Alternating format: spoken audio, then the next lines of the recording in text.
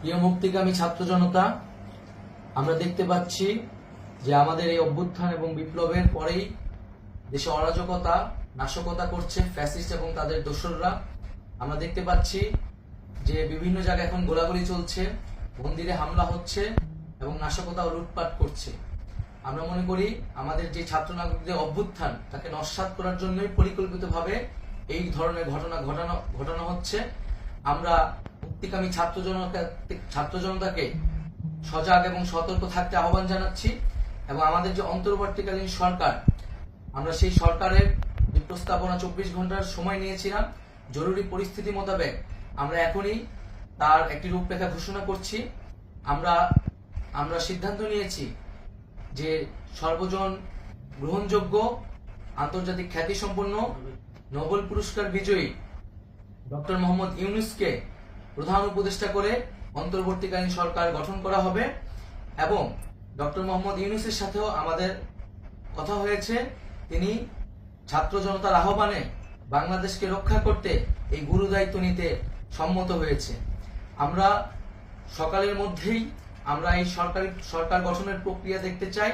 রাষ্ট্রপতির কাছে আহ্বান থাকবে যে দ্রুত সময়ের মধ্যে ডক্টর মোহাম্মদ ইউনূসকে প্রধান উপদেষ্টা করে অন্তর্বর্তীকালীন সরকার গঠন করা হোক এবং এই অন্তর্বর্তীকালীন সরকারের বাকি সদস্যদের নামও আমরা সকালের মধ্যে ঘোষণা করব। প্রিয় বন্ধুগণ, দেশে যে অরাজকতা চলছে, মানুষের জীবনের নিরাপত্তাহীনতা চলছে, সেজন্য আমরা রাষ্ট্রপতির কাছে আহ্বান জানাচ্ছি দেশে আইন শৃঙ্খলা পরিবেশ ফিরিয়ে আনার জন্য দ্রুত সময়ের মধ্যে কার্যকর ব্যবস্থা নিতে হবে এবং আইন শৃঙ্খলা বাহিনীকে সহযোগিতা করার জন্য মুক্তিকামী ছাত্র জনতাও রাজপথে থাকবে এবং অন্তর্বর্তীকালীন সরকার গঠন না হওয়া পর্যন্ত মুক্তিকামী ছাত্র জনতাকে রাজপথে থেকে তাদের যে অভ্যুত্থান, সেই অভ্যুত্থানকে রক্ষা করতে হবে। প্রিয় বন্ধুগণ, আমরা রক্ত দিয়েছি, শহীদ হয়েছি। আমাদের যে প্রতিশ্রুতি একটি নতুন বাংলাদেশ গঠন করার জন্য, সেটিকে আমাদের অবশ্যই বাস্তবায়ন করতে হবে এবং অবশ্যই ছাত্র জনতার প্রস্তাবিত সরকার বাদে কোনো ধরনের সরকার কিন্তু মেনে নেওয়া হবে না।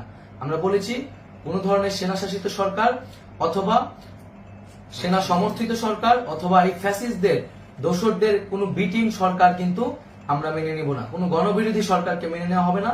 ছাত্র জনতার অভ্যুত্থানকারী যে প্রস্তাবিত সরকার, অন্তর্বর্তীকালীন সরকার, যেটা আমরা সিদ্ধান্ত উপনীত হয়েছি ডক্টর মোহাম্মদ ইউনূসকে প্রধান উপদেষ্টা করে এই সরকার গঠন করা হবে, সেই সরকারকেই বাস্তবায়ন করতে হবে অবিলম্বে।